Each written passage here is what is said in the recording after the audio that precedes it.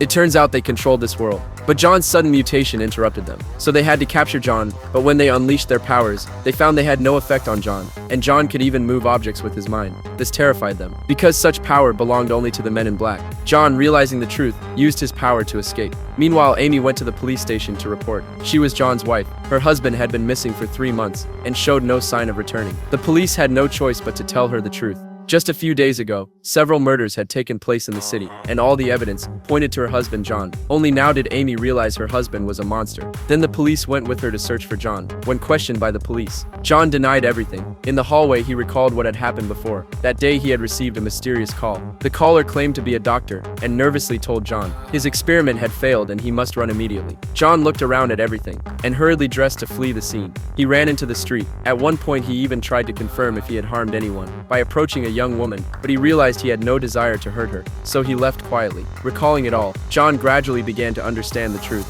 He remembered the postcard in the suitcase. It read Shell Beach, so he immediately returned home with that clue. When John stepped out of the villa, a man suddenly appeared behind him. The man urged him not to alert others, but John pressed him harshly, even grabbing the doctor's collar and demanding answers. Suddenly, John shouted loudly, and the doctor was flung dozens of meters away. The doctor, lying on the ground, said excitedly, "Listen to me, John.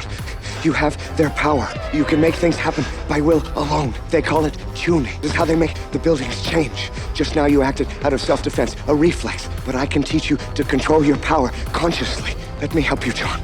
Together we can stop them.